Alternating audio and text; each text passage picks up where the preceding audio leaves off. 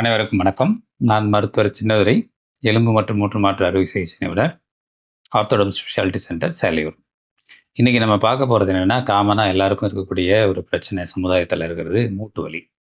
மூட்டு வலிங்கிறது எதனால் வருது, நம்ம மூட்டை எப்படி அமைக்கப்பட்டிருக்கு, அதற்கு சாதாரணமாக வரக்கூடிய காரணங்கள் என்ன, அதை கண்டறிவது எப்படி, அதை சரி செய்வது எப்படி அப்படிங்கிறத பற்றி இன்றைக்கி பார்ப்போம்.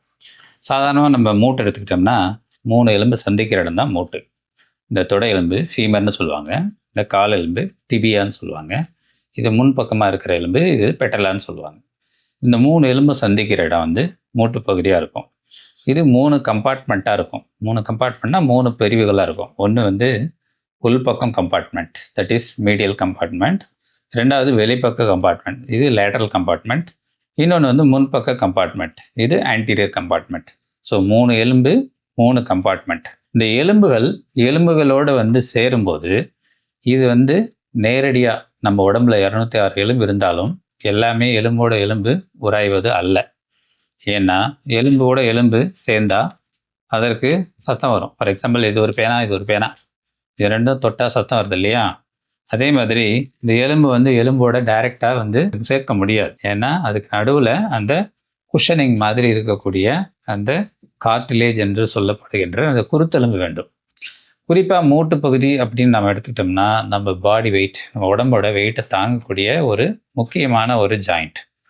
அந்த ஜாயிண்ட்டுக்கு நமக்கு இந்த குருத்தெலும்புங்கிறது எல்லா இடத்துலையும் இருக்கிற மாதிரி இதுலேயும் இருக்கும். தொடையெலும்பு கீழே அந்த எலும்புக்கு அடுத்ததாக அதுக்கு ஒரு கவரேஜ் மாதிரி வழுவழுப்பான தன்மையில் பளிங்கு கல் மாதிரி வெள்ளை கலரில் குருத்தெலும்புகள் இருக்கும்.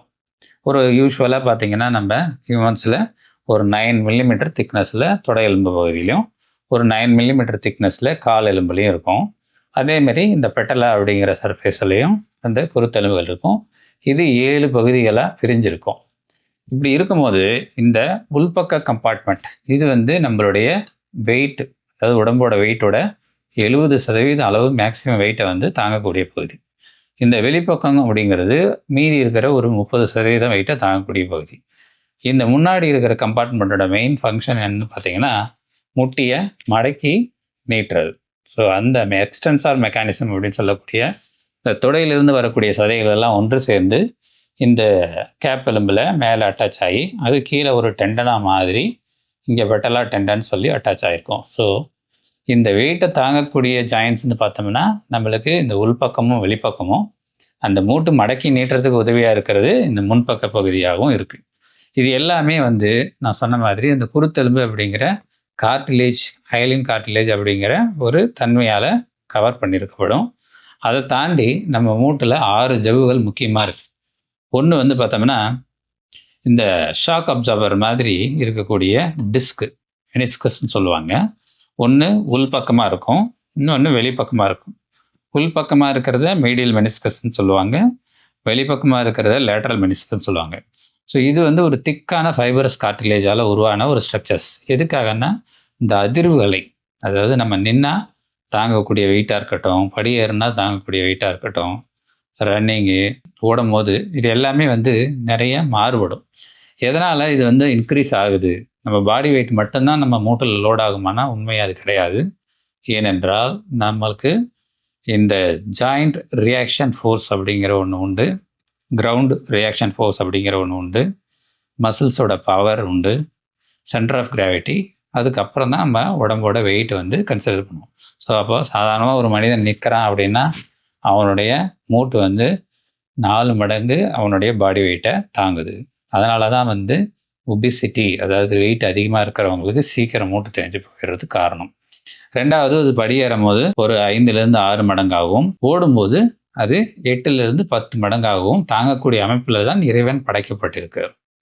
இந்த படைப்பு இருந்தாலும் இந்த வலி இல்லாத இதை இந்த மூட்டு வேலை செய்யறதுக்கு காரணம் இந்த நடுவில் தடுப்பு சுவராக இருக்கக்கூடிய குருத்தெலும்பு, அதுக்குள்ளே இருக்கக்கூடிய அந்த ஃப்ளூயிட், சைனோவியல் ஃப்ளூயிட் ஒரு லூப்ரிகேஷன் மாதிரி ஆக்ட் ஆகிறதாலையும், அப்படியே ஏதாவது அதிர்வுகள் வந்தாலும் அதை தாங்கி கொண்டு அதை தடுக்கக்கூடிய ஷாக் அப்சார்பர்களாக இருக்கக்கூடிய மெனிஸ்கஸ்ன்னு தான் காரணம். இதை தாண்டி இந்த தொடையெலும்பு முன்பக்கம் ஸ்லிப் ஆகாமல் இருக்கிறதுக்கு ஒரு கயிறு மாதிரி உள்ள ஒன்று இருக்கும். அது பேர் ஏசிஎல், ஆன்டீரியர் குரூஷியேட் லிகமெண்ட் அப்படின்னு சொல்லுவாங்க. ரெண்டாவது, இந்த காலெலும்பு பின்பக்கமாக போகாமல் தடுக்கிறதுக்கு பின்பகுதியில் ஒரு கயிறு மாதிரி இருக்கும் 2 எலும்புக்கு நடுவில். அது போஸ்டீரியர் குரூஷியேட் லிகமெண்ட் சொல்லுவாங்க. பெருக்கல் குறி மாதிரி மூட்டுக்குள்ளே இருக்கும். ஸோ குரூஷியேட்ஸ் என்ன அர்த்தம்னா முன்னாடி பின்னாடி இந்த மூட்டு ஸ்லிப் ஆகாமல் தடுக்கக்கூடிய லிகமெண்ட்ஸ். இது மூட்டுக்குள்ளே இருக்கும். அதே மாதிரி சைடில் உள்பக்கமாக மீடியல் கொலாட்ரல் லிகமெண்ட் அப்படின்றது சைடில் ஸ்லிப் ஆகாமல் உள்பக்கமாக இருக்கும். வெளிப்பக்கமாக லேட்ரல் கொலாட்ரல் லிகமெண்ட் அப்படிங்கிற ஒரு லிகமெண்ட் இருக்கும். ஸோ நான் சொன்ன மாதிரி மூட்டுங்கிறது 3 எலும்பு, 3 கம்பார்ட்மெண்ட், 6 ஜவ்வு. 3 எலும்பு ஃபீமர், டிபியா, பெட்டலா. 3 கம்பார்ட்மெண்ட் உள்பக்கம், வெளிப்பக்கம், முன்பக்கம்.